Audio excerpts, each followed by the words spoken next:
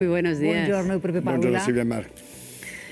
Bueno, Que la petición de personación del Real Madrid, primero, despeja de alguna manera esa duda, esa sombra que había habido en las últimas semanas sobre por qué no está diciendo nada el Real Madrid. Es verdad que lo que hace la Junta Directiva con su decisión de ayer es respetar los tiempos de la justicia hasta que no se ha concretado esa acción de la Fiscalía con esos delitos de los que estábamos hablando, no ha dado ese paso adelante. Pero ¿tú crees, Sergio, que si aceptan la personación el Real Madrid va a ser capaz de concretar, uno, en qué me afecta esto directamente, en concretarlo, decir, en estos partidos, claro. Y segundo, en una personación tú eres parte activa, tú pides, tú reclamas que se investigue hacia un lado o hacia otro. ¿Crees que también el Real Madrid puede decir, vaya usted por aquí en esta causa, o queremos saber más sobre esta otra, claro, hechos, vías, partidos? Es muy difícil. O sea, el tema es que para demostrar que se ha influido en los árbitros y en su manera de actuar, no sé, tendría que haber unas pruebas sobre algo, es muy difícil, realmente complicado.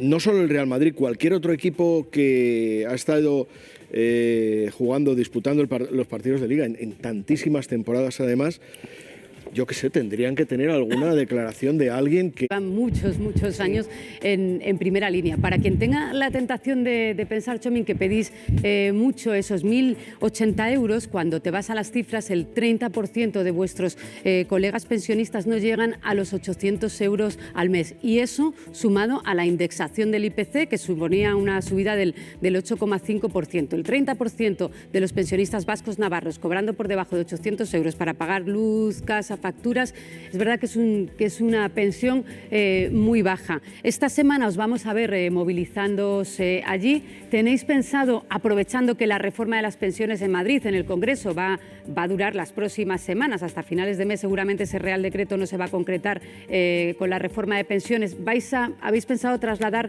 vuestra protesta al Congreso, a Madrid, al ministro?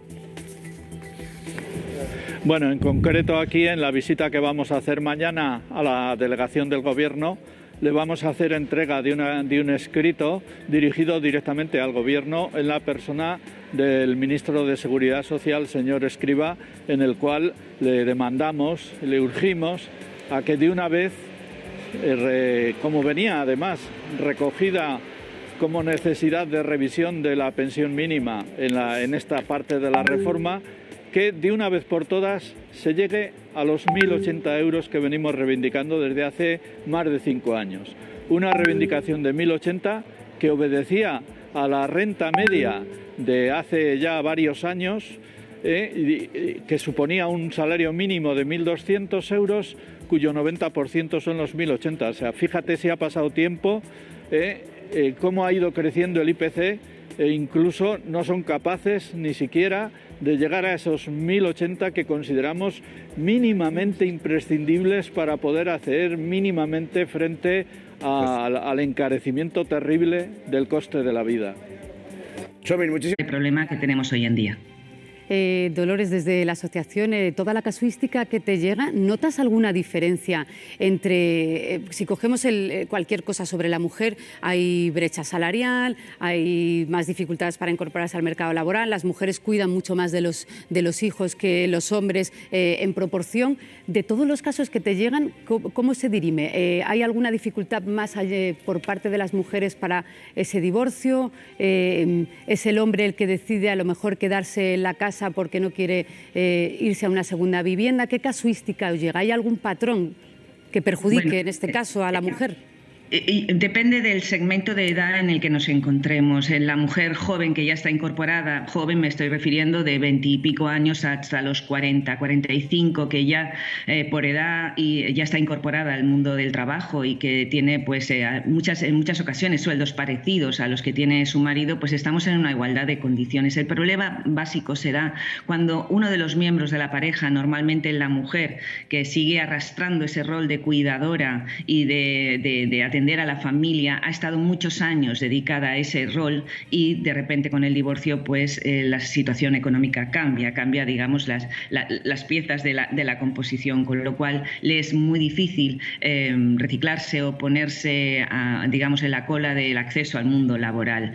Aquí evidentemente podemos atender a dos tipos de compensaciones económicas: la pensión compensatoria, que es la que está prevista para el desequilibrio económico que produce la separación, pero la pensión compensatoria ha tenido una evolución a lo largo de estos años, en las que si bien antes se establecía casi siempre para toda la vida, ¿no?, ahora las pensiones compensatorias suelen ser pensiones compensatorias temporales. Y luego tenemos para el régimen económico de separación de bienes, exclusivamente para este régimen, no el de gananciales, lo que se llama la compensación por el trabajo al hogar a la familia, ¿no?, que es la forma de compensar ese trabajo que se ha dedicado al hogar, a la familia, no solamente a la familia, digamos, los hijos propiamente dichos, sino a la casa, a la familia extensa, a nuestros mayores, que es el modo de compensar económicamente el trabajo del ama de casa o del amo de casa. María Dolores, para el asma sí que habíamos leído por expertos que la guerra de Ucrania tenía mucho que ver, porque se habían cerrado, se habían ralentizado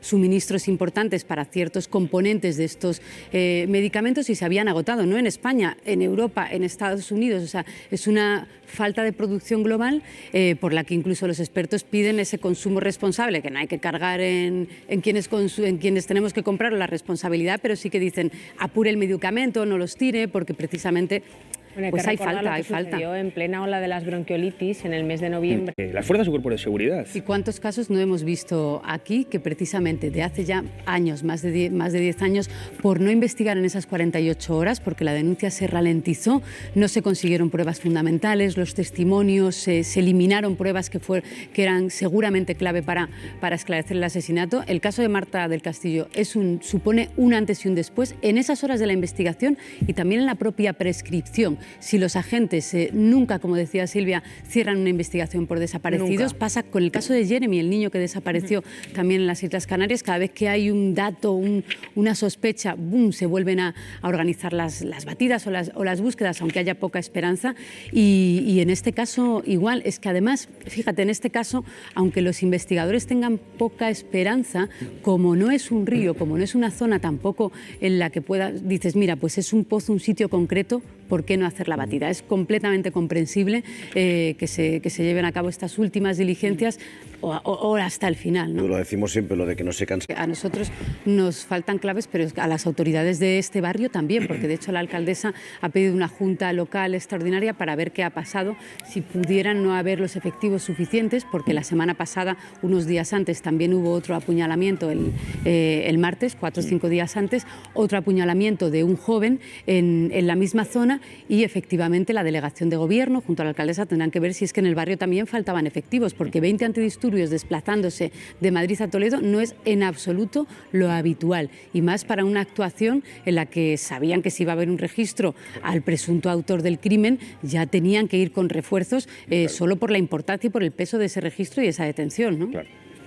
Lo cierto es que se llegan a utilizar en medio de esa pelea que están viendo en caliente. Sí que que la causa está bajo secreto ahora y ese dato no lo tenemos, pero evidentemente si van al piso del detenido es porque tienen información de que puede estar allí, claro.